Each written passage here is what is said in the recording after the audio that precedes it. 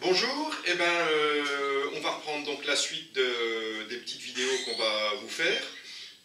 Aujourd'hui, j'ai voulu insister un petit peu sur un préambule avant d'aborder le travail en longe, c'est-à-dire la différence de constitution et de construction entre un cheval de selle et un cheval frison pour m'appesantir un petit peu, en tout cas aller un petit peu plus loin dans l'explication des attitudes qu'on va avoir quand on va longer un cheval frison par rapport aux attitudes qu'on va avoir avec un cheval de selle, et également on comprendra plus facilement pourquoi certains enraînements on est obligé de les modifier un petit peu pour qu'ils fonctionnent avec un frison, alors que si on les prend tels quels conçus pour un cheval de selle, ils ne donnent absolument aucun résultat, en tout cas efficace dans le travail.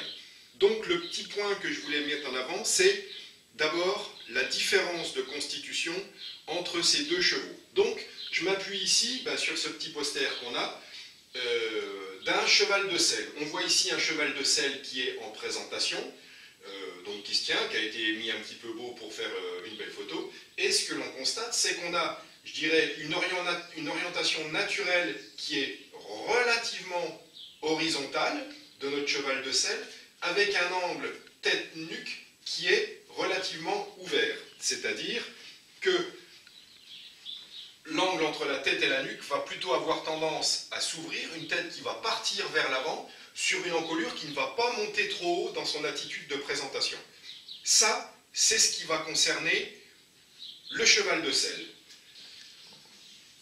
On va maintenant s'attarder un petit peu sur la constitution du cheval frison. Donc là, j'ai pris la photo d'un jeune étalon qui s'appelle Auvert 514, donc qui vient d'être tout récemment agréé étalon et qui est également là en posture de présentation. On voit directement une différence énorme dans la manière de se tenir en se souvenant de la constitution de notre cheval de selle. C'est cette extrême quasi-verticalité de l'encolure, voyez-vous, avec ce port de tête qui va monter très haut, cette encolure en corps de cygne et cette verticalité que l'on va avoir ici. Et on va constater également qu'on a un angle entre la tête et la nuque qui va être ici très fermé. On voit, voyez-vous, si vous prenez un rapporteur, on voit qu'on est déjà dans un angle qui est beaucoup plus proche des 70 degrés que des 90 degrés. Donc on a cette fermeture naturelle. On va maintenant passer sur un plan, sur un petit tableau blanc, où on va faire une petite étude comparée un petit peu de ces deux morphologies. Je vous prie d'excuser mes talents de dessinateur qui sont vraiment quasi inexistants.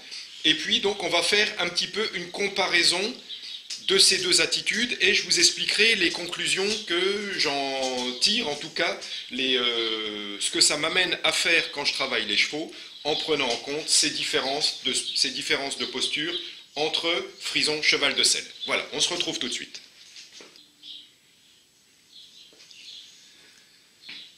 Alors, on revient, vous voyez, je vous avais prévenu, ça pique quand même un peu les yeux, mais je suis vraiment nul en dessin.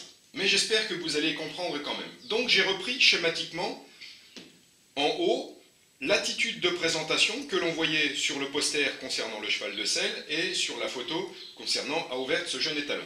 J'ai repris, grosso modo, l'orientation naturelle qu'ils avaient, cheval de selle, encolure qui part vers l'avant, angle tête-nuque relativement ouvert. Si on prend un rapporteur, on va se retrouver avec un angle d'environ 110-120 degrés. Notre frison, encolure courte, grande verticalité et un angle tête-nuque naturellement fermé, 70-90 degrés au mieux, mais en général beaucoup plus près des 70 que des 90. Quand on va travailler en longe, que ce soit les jeunes chevaux ou que ce soit les chevaux confirmés, on va plutôt être dans une logique de séance où on va demander au cheval de travailler avec une encolure qui descend de manière à faire fonctionner le dos. Donc en fait, ce qu'on cherche plutôt à avoir, c'est un cheval qui va venir rond et un peu bas dans le travail en longe pour que le dos fonctionne et que ça se soulage. Donc je fais une petite comparaison. Eh bien en fait, on va prendre le cheval de selle, on reprend la même attitude en le mettant sur une encolure à peu près horizontale, et ici j'ai pris mon frison que j'ai amené ici dans une attitude horizontale. Si on dessine le cheval en conservant le même angle tête-nuque, et avec simplement l'abaissement de l'encolure, on voit que notre cheval de selle a encore sur une encolure horizontale un chanvrein qui est très nettement en avant de la verticale. Et vous voyez que donc monter sur un cheval bas, ce que l'on appelle la mise sur la main, c'est-à-dire une orientation où l'on va chercher un chanfrein qui vient à la verticale, vous voyez que si on amène le chanfrein à la verticale, voilà, il va falloir ramener considérablement la tête. Donc en fait, pour amener le cheval dans cette mise sur la main, il va falloir prendre, il va falloir fermer cet angle tête-nuque d'à peu près 30 degrés pour arriver, grosso modo, à l'angle droit entre le chanfrein et l'horizontale. Donc il va falloir prendre. Et naturellement, on est dans cet esprit du travail du cheval, où on va toujours être dans le travail des mains, prendre pour rendre. Je prends, le cheval cède et je relâche, et le cheval se décontracte et se porte. La particularité que j'ai avec mon cheval frison, c'est que le simple fait d'avoir mis cette encolure à l'horizontale, et sans avoir rien pris, j'ai vraiment fait effort de respecter exactement le même angle naturel, on voit qu'on a un chanfrein qui vient déjà très nettement en deçà de la verticale, donc en fait un cheval qui est enfermé alors qu'on n'a encore strictement rien pris, vraiment strictement rien pris, il n'y a pas de règne, il n'y a rien du tout, on a simplement respecté cet angle.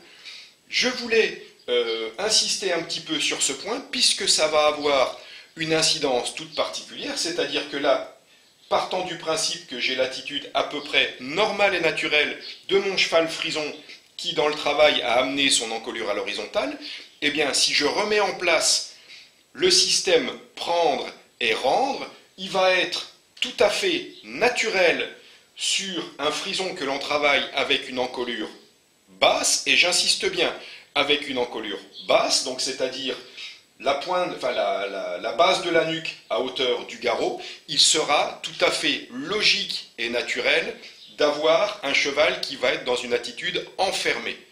C'est cette attitude naturelle, et donc partant de là, on va avoir certaines spécificités à mettre en place au niveau du travail. Voilà, c'était ce que je voulais préciser, et on va maintenant passer, on va retourner à l'écurie, et on va étudier un petit peu les différents enraînements que l'on va pouvoir utiliser pour le travail en langue. Voilà, à tout à l'heure.